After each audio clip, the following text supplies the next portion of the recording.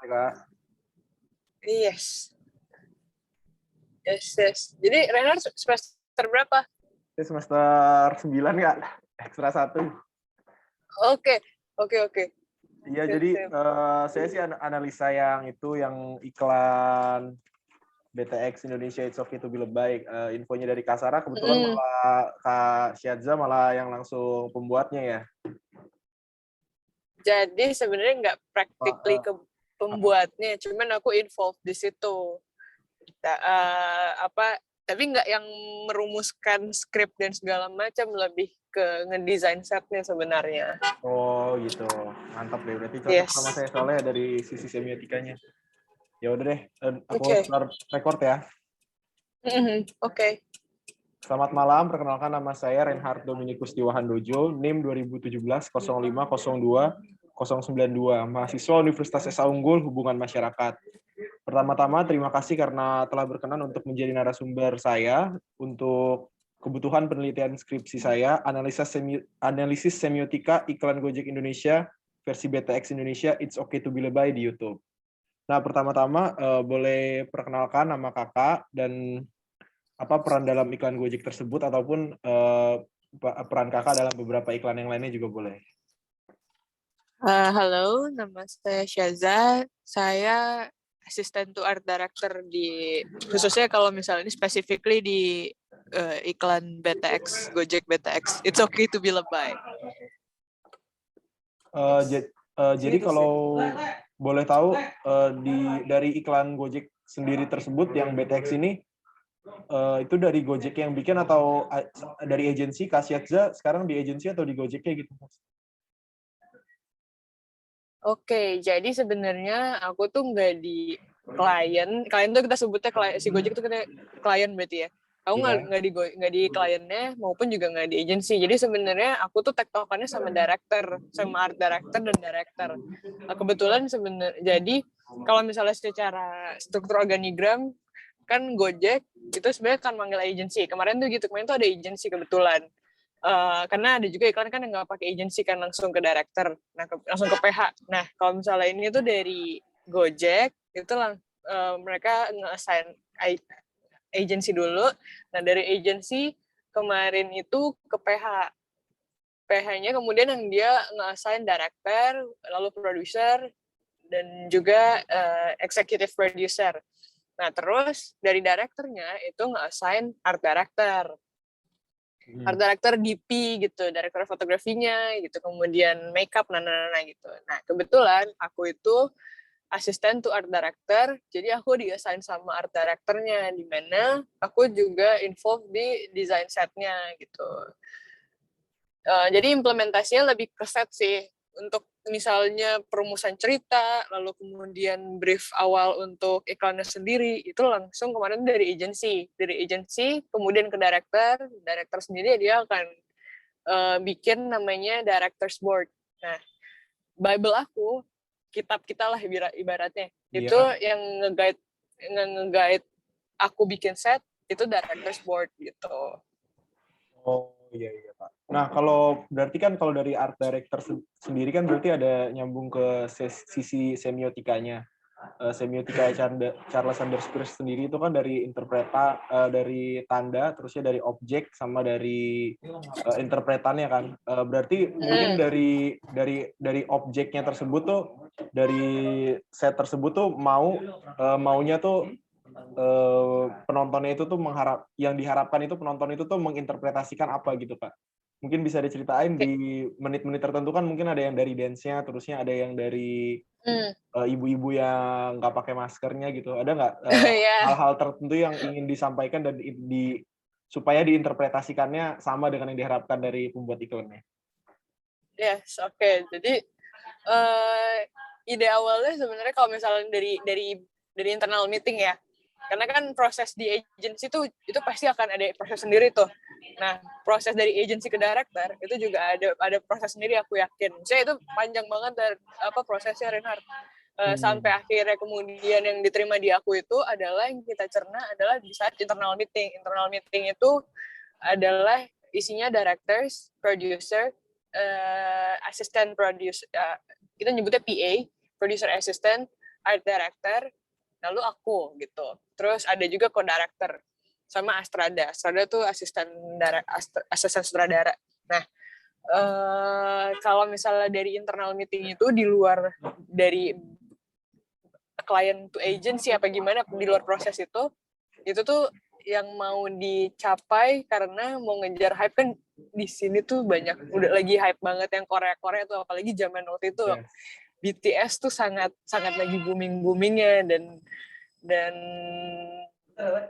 penggemarnya penikmat K-pop tuh di sini lagi banyak-banyaknya. Nah sebenarnya tuh kuncinya itu kemarin tuh ya udah nih mau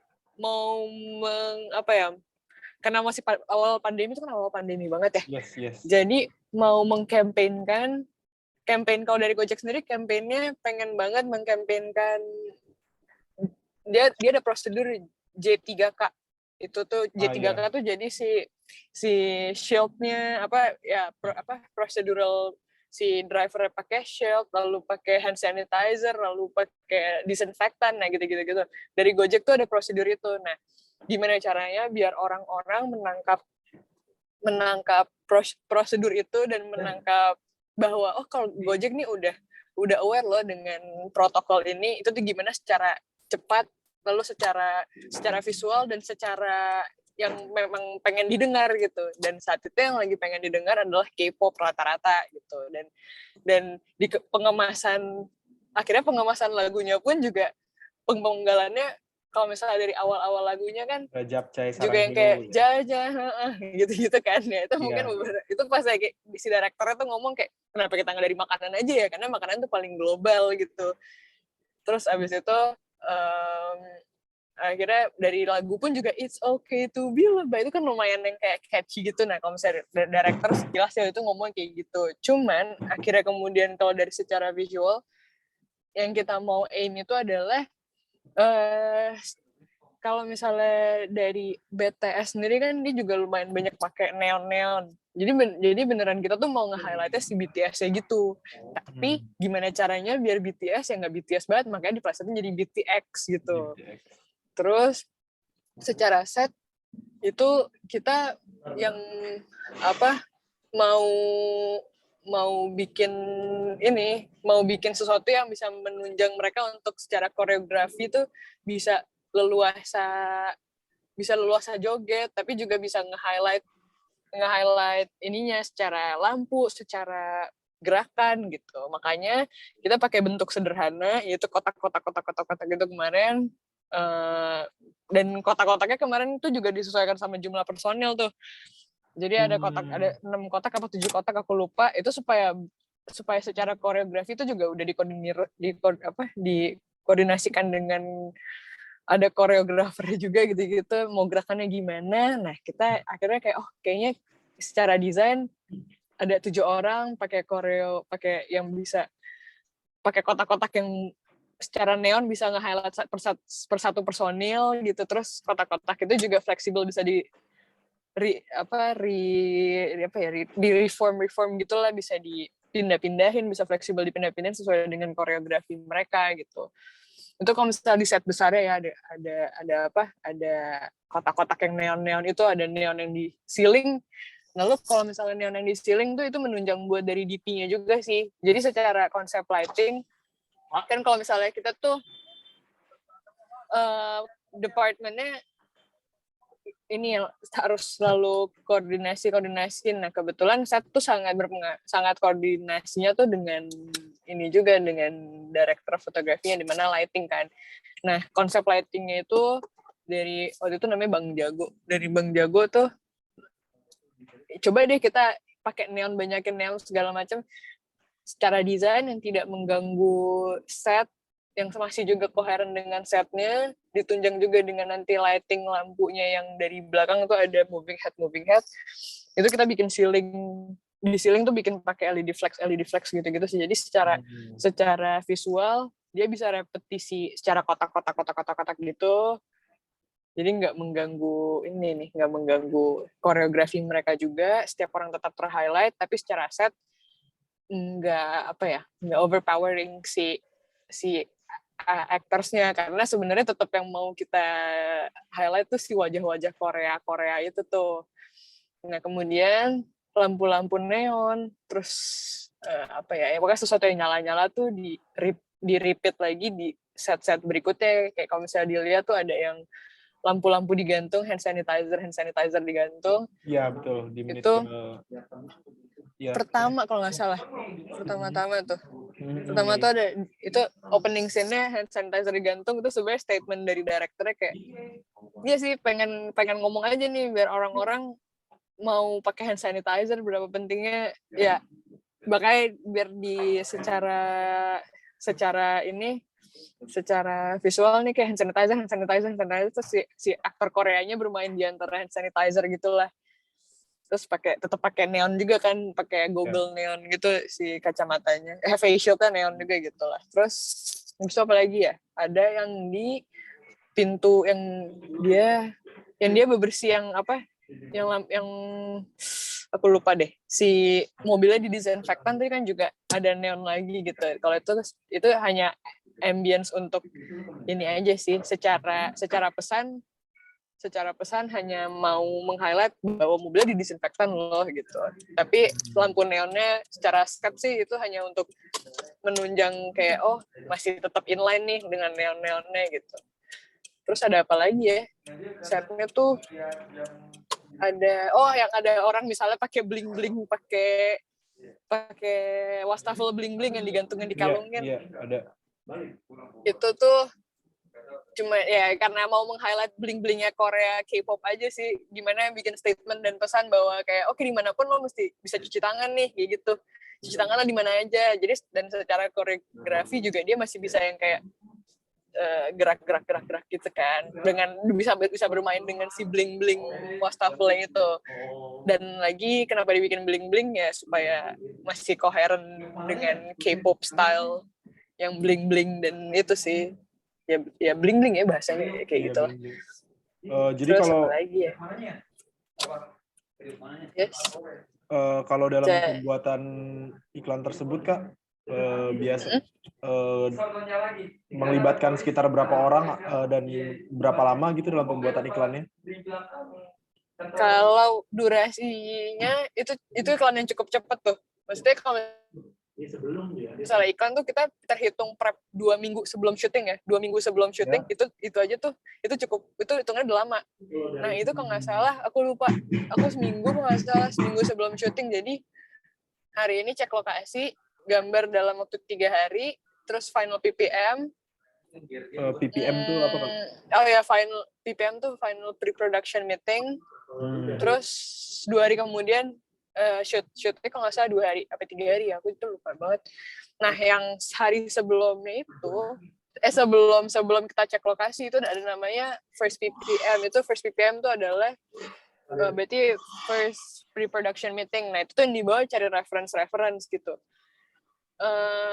Reinhard nih kayaknya aku perlu, kalau misalnya kamu butuh yang kayak spesifik berapa durasinya, nanti aku coba cek schedule dulu ya, karena aku juga udah lupa waktu itu tahun lalu berapa lama. Cuman kira-kira sih kurang lebih 7 harian tuh, 7 hari dari awal cek lokasi sampai syuting. Kalau misalnya dari pengumpulan reference dan awal brief itu kurang lebih mungkin 10 hari kalau nggak salah. 10 hari sih kalau nggak salah. Nanti aku coba cek lagi tapi.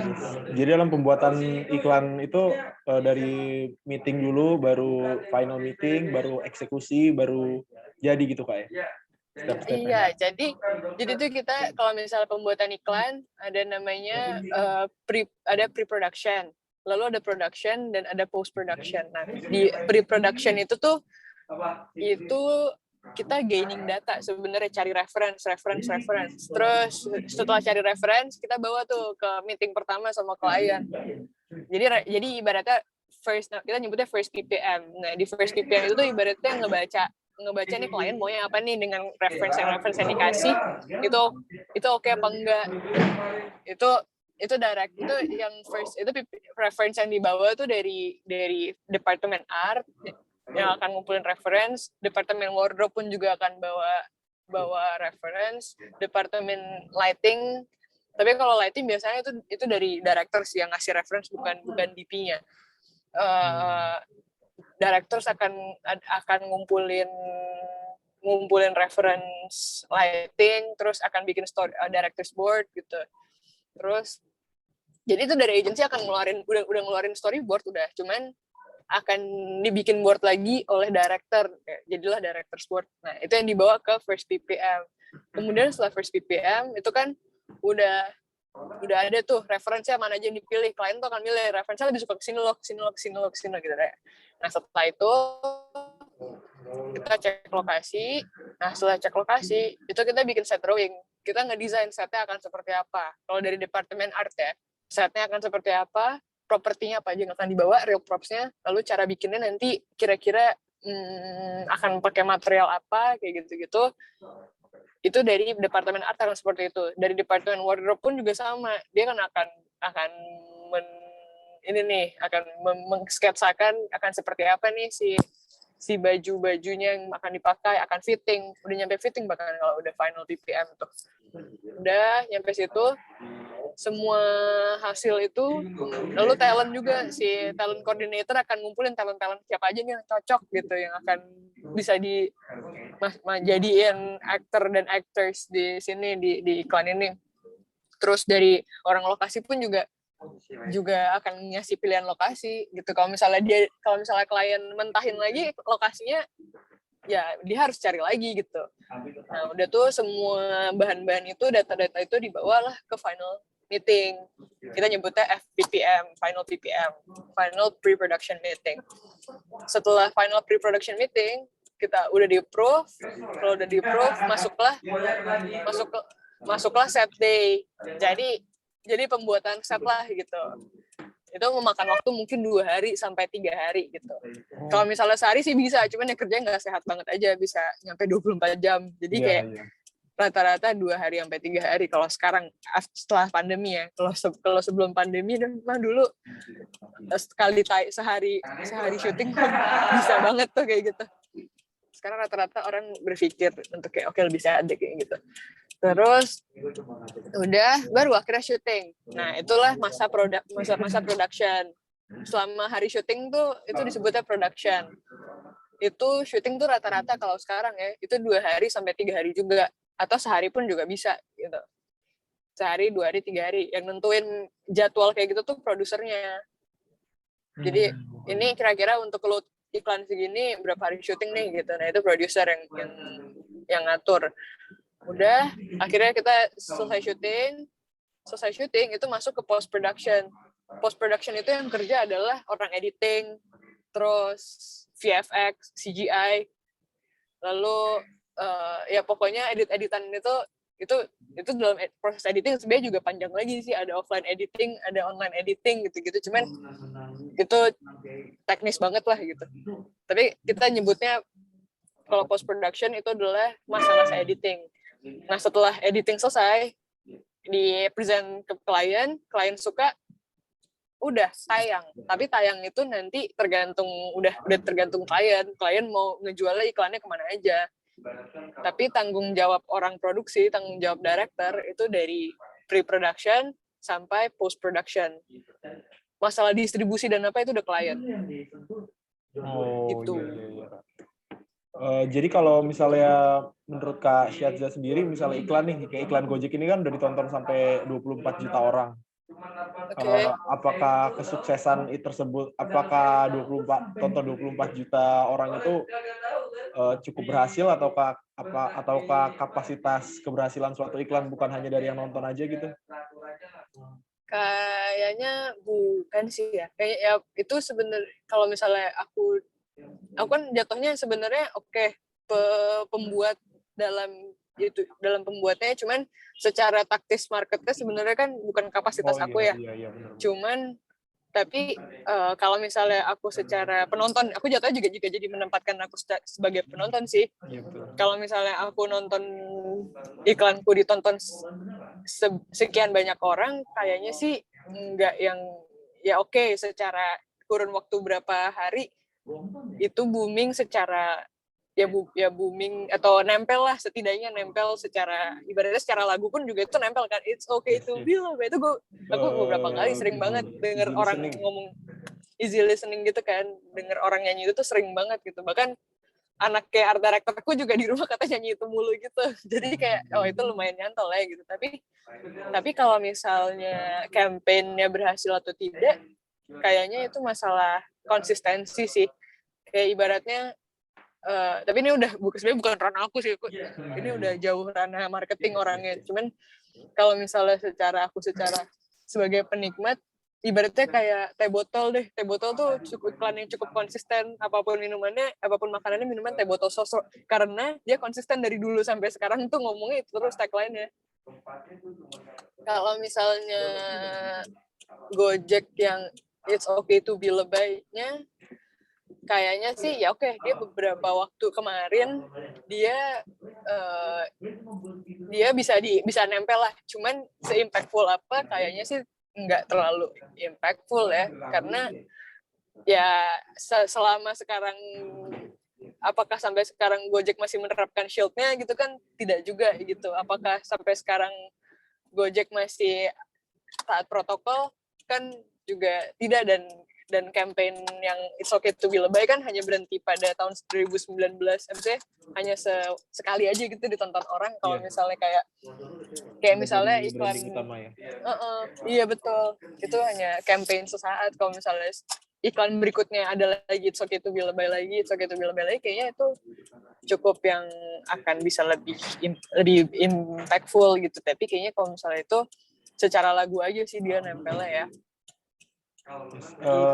Jadi kalau kesimpulan yang saya tangkap ini mungkin nanti bisa dikoreksi ya kalau salah. Jadi boleh.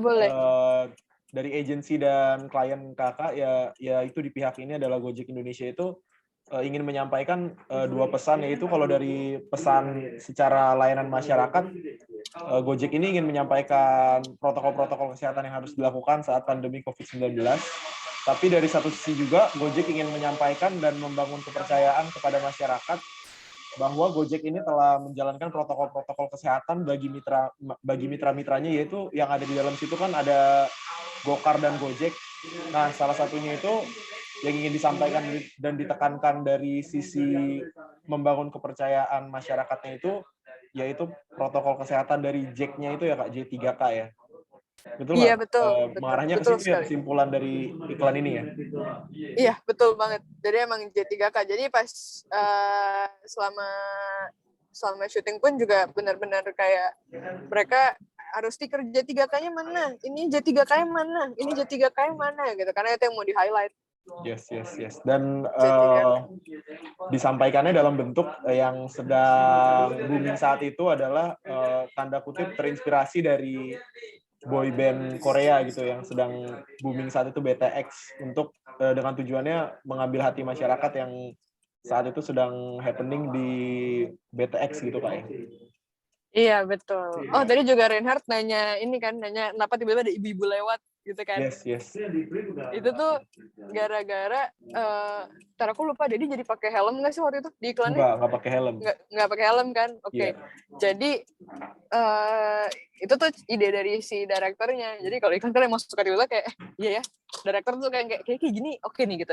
Tapi emang bener sih. Jadi suatu hari kayak dia tiba-tiba kayak kayaknya kalau misalnya ada ibu-ibu, kan emak-emak tuh lumayan yang ya secara idiom agak lumayan paling suka rebel bukan secara rebel remaja, cuman kan rebel kayak apa tuh suka yang apa-apa nyerobot apalah gitu-gitu kan, jadi suka dikategorikan kayak emak-emak ini nih gitu, di label kan emak-emak lumayan agak susah dibilangin segala macam kan, bandel dan lain-lain. Dan emak-emak naik motor itu tuh lumayan yang agak kadang-kadang suka sennya kanan beloknya kiri gitu-gitu kan. Ya. Jadi terus itu tuh mau secara tidak langsung mau ngasih tahu kayak ini contoh yang salah nih, ini nggak boleh. Makanya kan ada tanda X juga kan di iklannya, karena bukannya mau meng-highlight bahwa semua mama itu susah dibilangin, enggak, cuman itu sebagai sesuatu yang kayak oke, kembali lagi orang-orang tuh banyak yang terganggu dan banyak yang secara komedi banyak yang terganggu, namun kadang-kadang suka kayak ih mama nih, tapi secara komedik gitu loh, bukan secara sesuatu yang ofensif tapi secara komedik, karena ya kadang-kadang itu jadi hal yang lucu gitu, suka yang kayak ini mama kesana ke kanan malah ke kiri gitu. Jadi pengemasan mama tuh menjadi yang kayak oke, ini orang susah dibilangin tapi dia bawa motor, makanya dia bawa barang-barang dari pasar karena ya itu kegiatan yang mama sering lakukan setiap hari aja gitu. Jadi si mama itu dikemas pakai daster dan bawa tas yang dari pasar sama nggak pakai helm. Jadi kan daster dan bawa tas dari pasar tuh kegiatannya sangat mama, yang melambangkan mama tuh. Ya si ibu-ibu tuh dipakein baju seperti itu dan bawa prop seperti itu supaya oke, ini mama banget, dan dia nggak pakai helm. Kemudian sernya salah, itu karena kayak ya coba jadi campaign yang apa ya, yang jangan, ini salah satu contoh buruknya, please jangan susah dibilangin kayak mama ini gitu, kayak gitu sih. Oke. Gitu sih Kak, Jadi sementara itu yang saya sampaikan. Nanti mungkin mohon dibantu kalau misalnya ada kekurangan data lagi yang saya butuhkan gitu Pak. iya, boleh banget, ntar kabarin aja. Sip. Kalau ada yang kurang jelas juga tanyain aja ya. Misalnya dari interview ini kalau ada yang kurang jelas. Siap. Terima kasih banyak Kak.